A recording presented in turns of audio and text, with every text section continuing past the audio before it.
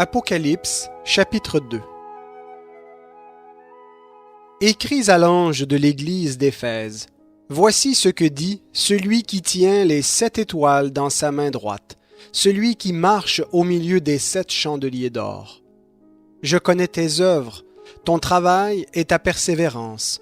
Je le sais, tu ne peux supporter les méchants. Tu as éprouvé ceux qui se disent apôtres et ne le sont pas, et tu les as trouvés menteurs. Tu as de la persévérance, tu as souffert à cause de mon nom, et tu ne t'es pas lassé. Mais j'ai contre toi que tu as abandonné ton premier amour. Souviens-toi donc d'où tu es tombé, repens-toi et pratique tes premières œuvres, sinon je viendrai à toi, et j'écarterai ton chandelier de sa place, à moins que tu ne te repentes. Cependant tu as ceci pour toi, c'est que tu as de la haine pour les œuvres des Nicolaïtes, pour lesquels moi aussi j'ai de la haine. Que celui qui a des oreilles écoute ce que l'Esprit dit aux églises. Au vainqueur, je donnerai à manger de l'arbre de vie qui est dans le paradis de Dieu. Écris à l'ange de l'église de Smyrne. Voici ce que dit le premier et le dernier, celui qui était mort et qui est revenu à la vie.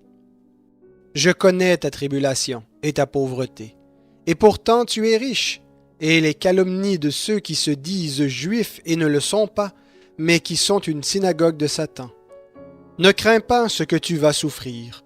Voici que le diable va jeter quelques-uns d'entre vous en prison, afin que vous soyez éprouvés, et vous aurez une tribulation de 10 jours.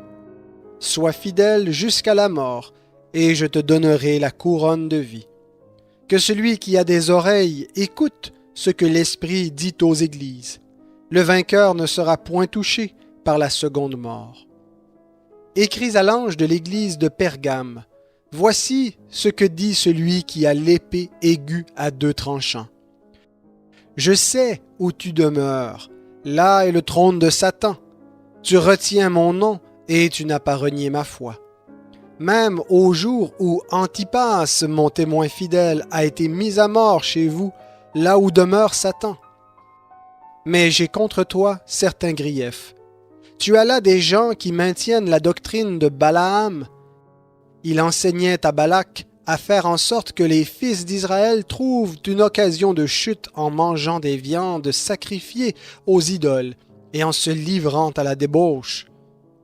De même, tu as, toi aussi, des gens qui maintiennent pareillement la doctrine des Nicolaïtes.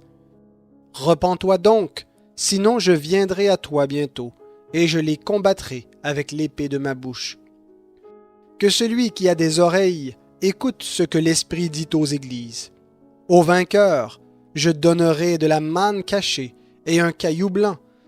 Sur ce caillou est écrit un nom nouveau que personne ne connaît, sinon celui qui le reçoit.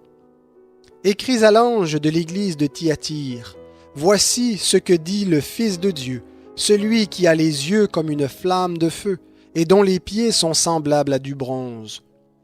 Je connais tes œuvres, ton amour, ta foi, ton service, ta persévérance et tes dernières œuvres plus nombreuses que les premières. Mais ce que j'ai contre toi, c'est que tu laisses la femme Jézabel qui se dit prophétesse enseigner et séduire mes serviteurs, pour qu'ils se livrent à l'inconduite et qu'ils mangent des viandes sacrifiées aux idoles. Je lui ai donné du temps pour se repentir, mais elle ne veut pas se repentir de son inconduite. Voici, je la jette sur un lit, ainsi que dans une grande tribulation, et ceux qui commettent adultère avec elle, à moins qu'ils ne se repentent de ses œuvres. Je frapperai de mort ses enfants. Toutes les églises connaîtront que moi, je suis celui qui sonde les reins et les cœurs, et je vous rendrai à chacun selon ses œuvres. Mais à vous, à tous les autres de Thyatire, qui n'ont pas cette doctrine et n'ont pas, comme ils le disent, connu les profondeurs de Satan, je dis, je ne mets pas sur vous d'autre fardeau. Seulement, ce que vous avez, tenez-le ferme, jusqu'à ce que je vienne. Au vainqueur, à celui qui garde mes œuvres jusqu'à la fin, je donnerai autorité sur les nations.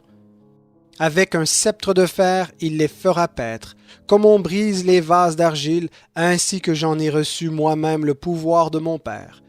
et je lui donnerai l'étoile du matin. Que celui qui a des oreilles écoute ce que l'Esprit dit aux églises.